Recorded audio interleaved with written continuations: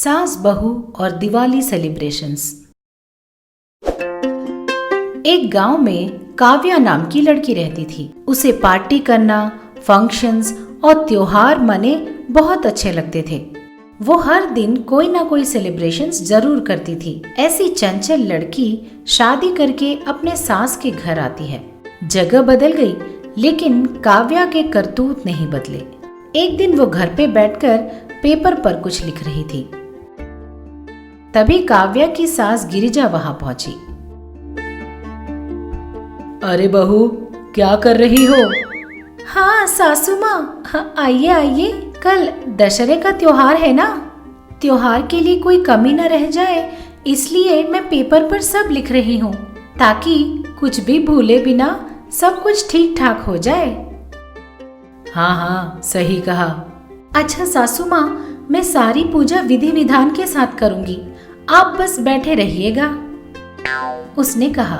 सास भी ये बात सुनकर बहुत खुश हो गई। मेरी बहू सारे विधि विधान जानती है।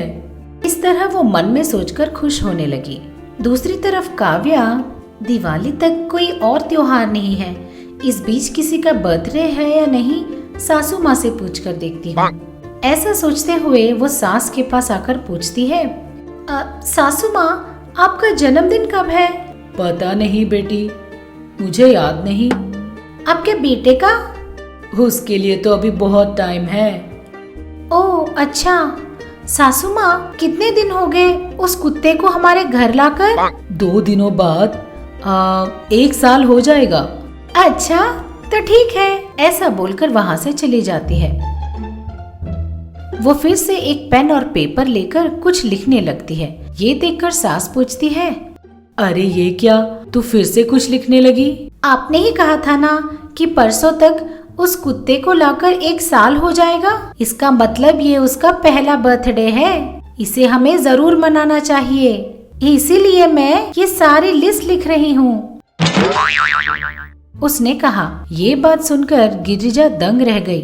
क्या कहा?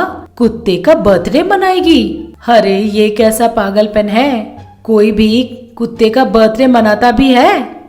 इसमें गलत क्या है सासू माँ, हमें हर त्योहार खुशी खुशी मनानी चाहिए। अब उस कुत्ते का भी तो एक मन होता है, और उस मन में उसे अपना जन्मदिन मनाने का मन करता होगा ना, इसीलिए उसके मन के मुताबिक उसका बर्थडे तो हमें ही मनाना पड़ेगा ना सासू माँ, उसने कहा। ये सब सुनते ही गिरिजा हक्की बक्की रह गई। क्या क्या बोली, फिर से बता। अभी देखिए, उस कुत्ते का भी एक दिल होता है, और वो दिल चाहता है कि उसका बर्थडे मनाया जाए। अगर वो चाहता है कि उसका बर्थडे मनाया जाए, तो उसका बर्थडे तो हमें ही मनाना पड़ेगा ना सासू माँ। बेचारी कुत्ता वो कुछ नहीं कर पाएगी ना। सास दंग रह गई। 2 दिनों बाद काव्या ने उस कुत्ते का बर्थडे मनाया। इस तरह काव्या हर दिन कोई ना कोई सेलिब्रेशन जरूर करती थी। इस तरह एक दिन अपने घर के काम वाले को बुलाया और कहा, अरे भद्रैया, आप थोड़ी देर उन पौधों का काम बंद करके मैं आपको एक चिट्ठी देती हूँ, उसके मुताबिक सारे सामान ले आना, जाइए। ऐसा बोलकर उसने बहुत बड़ी लिस्ट दी। उस लिस्ट को देखकर भद्रैया बोला, अरे ये क्या बेम साहब, ये लिस्ट तो काफी बड़ी लगती है, इस लिस्ट में है क्या चीज? इस तरह वो पूछने लगा तो वहीं गिरिजा भी आ गई, और वो चुपचाप अपनी बहू और भद्रैया के बीच की बातें सुनने लगी। भद्रैया के सवाल का जवाब देते हुआ काव्या बोली, अरे कुछ नहीं, आज और कल कोई त्योहार नहीं है ना कोई बर्थडे है, लेकिन हमें दुखी नहीं होना चाहिए कि आज कोई त्योहार या सेलिब्रेशन नहीं है। हमें तो ऐसा कोई सेलिब्रेशन नहीं है, इसे भी सेलिब्रेट करना चाहिए, इसीलिए मैंने तुम्हें केक और बाकी की चीजें मंगवाने के लिए लिस्ट दी है। ये बात सुनकर भद्रैया और सास गिरिजा दोनों हक्के बक्के रह जाते हैं। ठीक है मेम साहब, मैं अभी सामान लेकर आती हूँ, पैसे दीजिए। ऐसा बोलकर पैसे लेकर वो वहाँ से चला गया। दूर खड़ी सुन रही गिरिजा, अरे बाप रे, ये कैसा पागलपन है, ऐसा ही चलता रहा तो मैं तो लुट जाऊंगी, बर्बाद हो जाऊंगी। इस तरह हर दिन कोई ना कोई त्योहार या सेलिब्रेशन करने से मेरा घर कैसे चलेगा? इसके इन कामों में रोक लगाना होगा, वरना ये और भी पागलपन करती रहेगी। वैसे भी दिवाली आने वाली है, अगर ये इन छोटी छोटी बातों पे ही इतना खर्च कर रही है तो दिवाली पर तो ये मेरा घर ही बेच डालेगी। कुछ ना कुछ करके इसे रोकना ही होगा। ऐसा सोचकर वो अपने बेटे नंदू के पास आकर बोलती है, नंदू, बेटा नंदू, कहाँ है तू? तूने बोला कि लड़की पसंद आई तो मैंने भी बिना मना किए तेरी शादी करवा दी। हाँ हाँ, वो सब ठीक है माँ। अब ये सब क्यों बोल रही हो? क्यों बोल रही हूँ? तेरी बीवी हर रोज एक त्योहार मना रही है। अगर कोई त्योहार नहीं होता तो वो कुत्ते बिल्ली का बर्थडे सेलिब्रेट कर रही है। अगर वो भी नहीं होते तो वो इस बात को सेलिब्रेट कर रही है कि कोई सेलिब्रेशन नहीं है। सारा पैसा बर्बाद कर रही है। इस तरह गिरिजा बोल रही थी, लेकिन नंदू धीरे से मुस्कुराकर सुन रहा था। ये देखकर गिरिजा बोली, मैं इधर परेशान हूँ और तुझे हंसी आ रही है? अरे माँ, लेकिन काव्या ने जो कुछ भी किया उसमें गलत क्या है? गलत क्या है? तुझे कुछ दिखाई नहीं पड़ता क्या? नहीं, मुझे कुछ नहीं दिखाई पड़ रहा, क्योंकि वो सब भले काम ही कर रही है।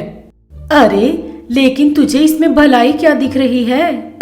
माँ, आपको अभी भी समझ में नहीं आया? हमारी जिंदगी एक दिन की होती है, कल हम हो या ना हो, ऐसी जिंदगी है अपनी।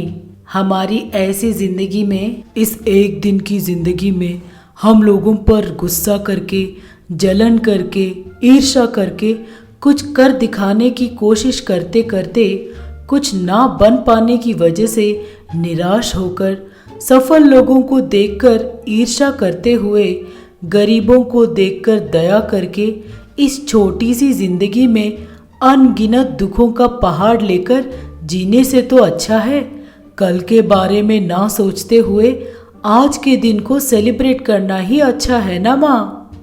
जायदाद ना हो लेकिन घर पर सुख शांति हो तो हर दिन एक त्योहार की तरह ही लगता है ना माँ?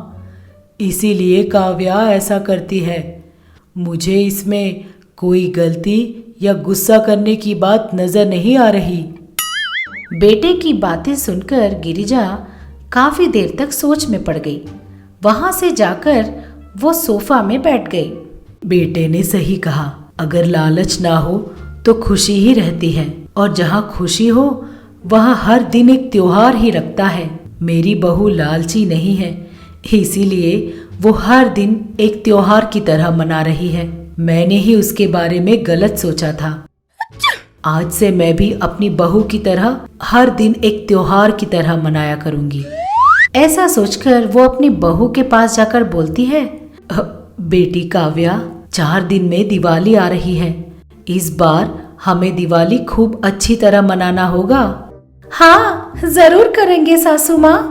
इस तरह दोनों सास और बहू मिलकर दिवाली के त्योहार को बहुत अच्छी तरह सेलिब्रेट करते हैं। आप सबको प्रणाम। मैं आप सबकी मनपसंद सास हूँ। हाय, और मैं आप सबकी चहेती बहू हूँ। अब से आप लोगों का मन बहलाने के लिए और आप लोगों को खुश करने के लिए हम महा टीवी के साथ आप लोगों से मिलने आ रहे हैं। तो अब देर किस बात की, अभी हमारे चैनल को सब्सक्राइब कीजिए। नोटिफिकेशन के लिए घंटी बजाना ना भूलिए। आपको सास पसंद है या बहू पसंद है? कमेंट्स में जरूर लिखिए। देखते रहिएगा महा टीवी।